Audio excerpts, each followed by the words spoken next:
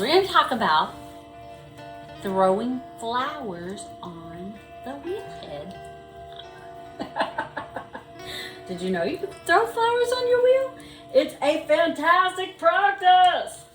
You and me, babe. You and me, babe. It's just nothing else like you.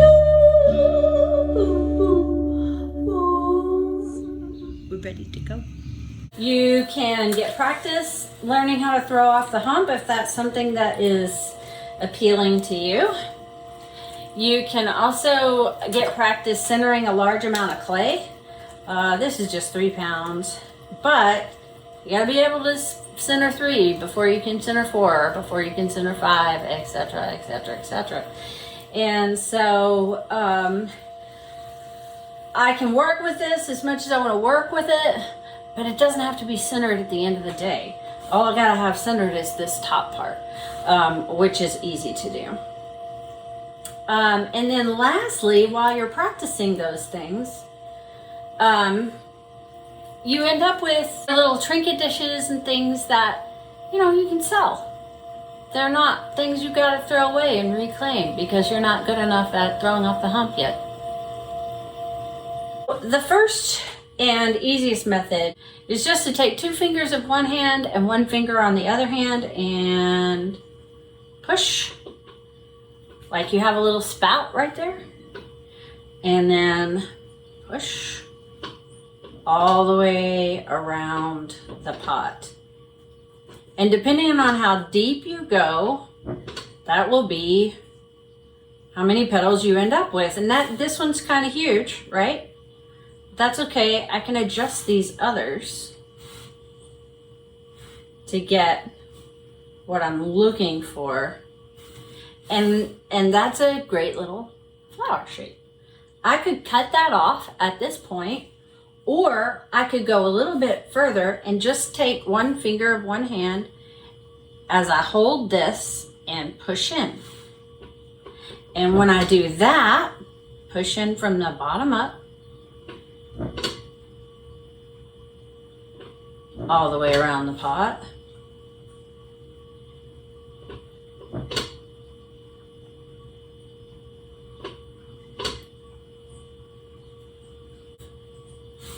So that gives me more of a flower look and less of a thrown pot with an undulated rim look, because it's got the stuff in the center. So number 2. I can take 2 fingers, it's kind of the same thing as that, but it starts at the bottom and pulls up like that. So then I set this finger in that area and pull up. Set this finger right next to what I just got through with. And then over here, you want to decide if you want 5 petals or 6 petals. 5 petals I'm going to have to adjust for because of the way that I did my thing.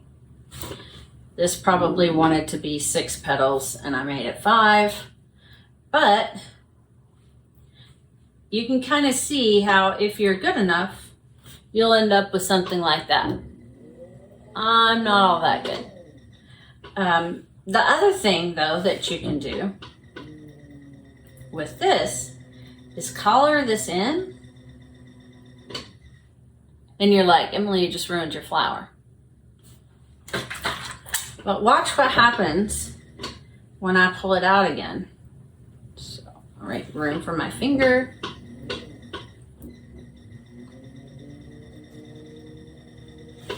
It kind of gives the flower some turned,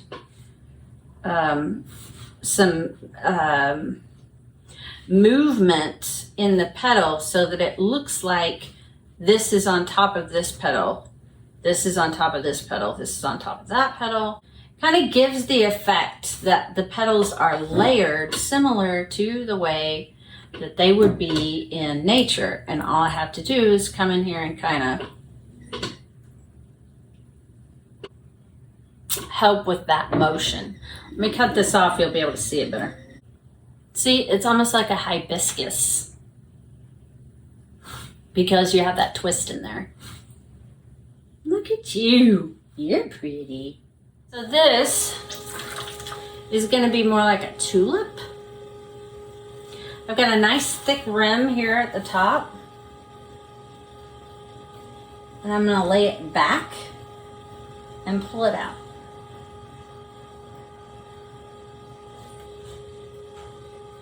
So you got your little cauldron here, and this is, you can do either of the other two options that I've already showed you, but for the sake of showing you more, I'm just gonna twist. I'm just twisting, okay?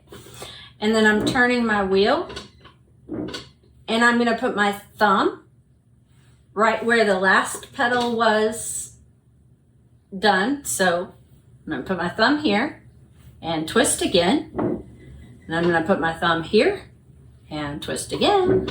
And I'm going to put my thumb here, twist again. And look at that.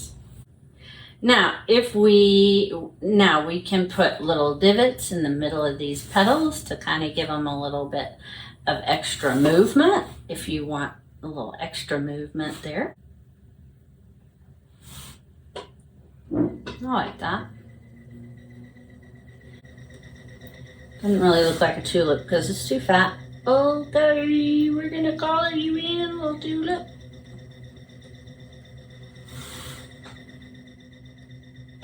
All right, and then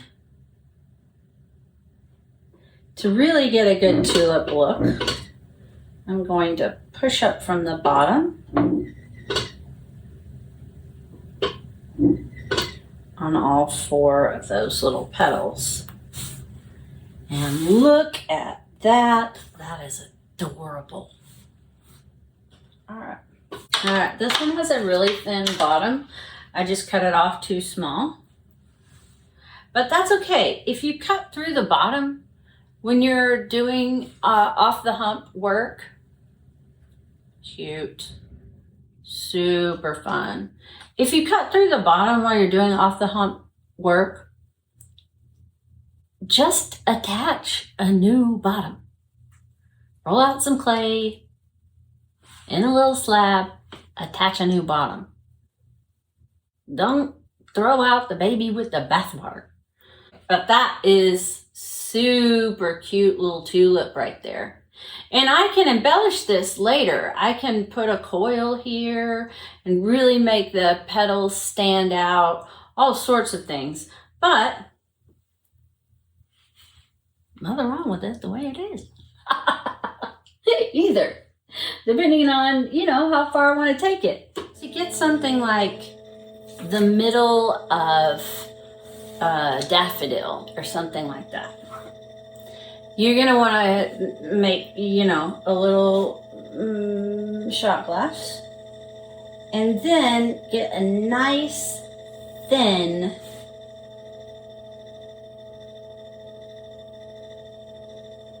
rim. And the thinner the better.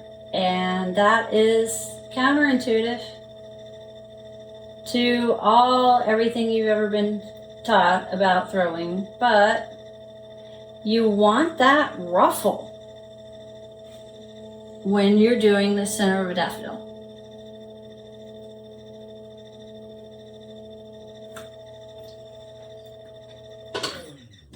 And to get the ruffle, you just, very similar to what we've done before, and it's quite easy to do because it's so thin.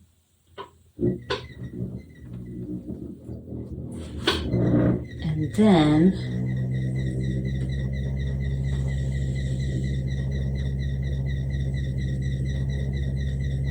I can color it a little bit, and I can flare it out. Best to flare it out without spinning, or you get that overlap look, and that's not what daffodils look like. So, there you go. So, center of a daffodil, or something like that hangs down like this, bells. That's how you would do that. Just making sure this is really, really thin. So that's super cute and fun. Oh, clay is a little overworked.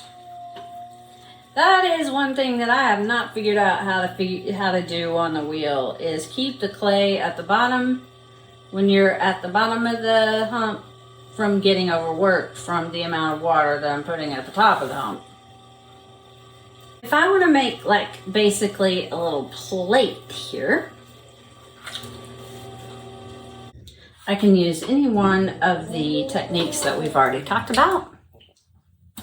From this one to where do I put my thumb? There we go. This one.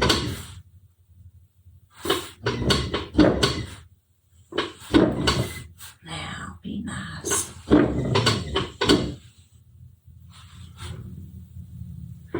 And now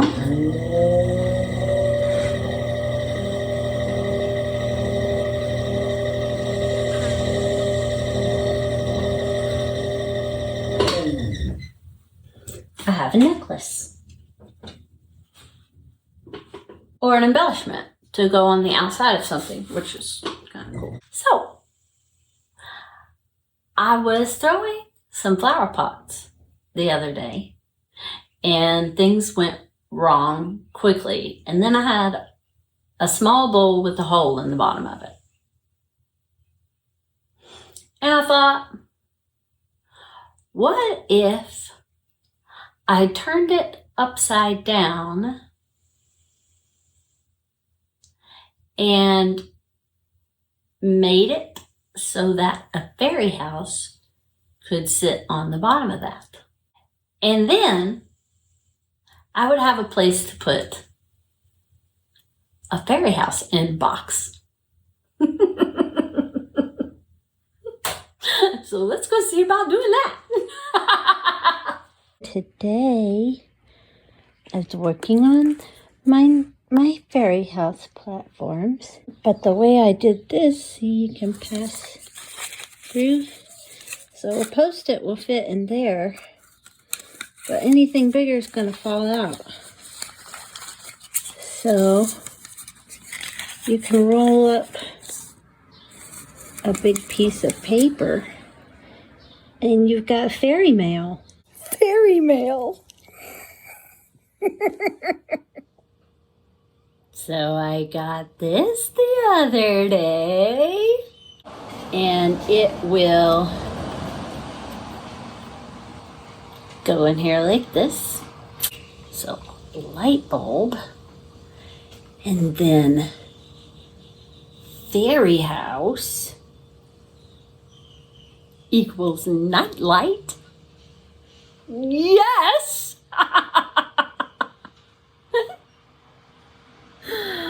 So fun. A place for notes and little snack candies and a tooth. Because, you know, everybody needs an inbox for their tooth fairy. Love it. I love it.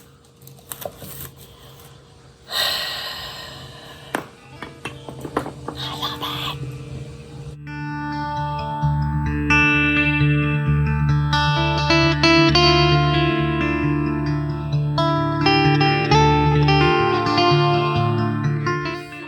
That looks nothing like what I want it to look like. Never mind. That didn't work. Just cutting off with the needle tool because it's got a hole in the bottom.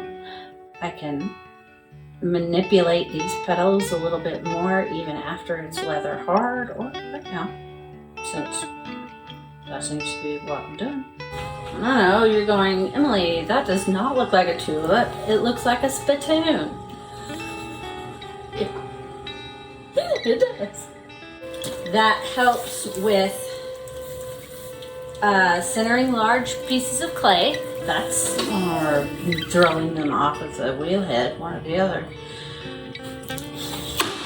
you too can have some extraordinary fairy mail or a fairy house nightlight by stopping by the shop at callustemily.com.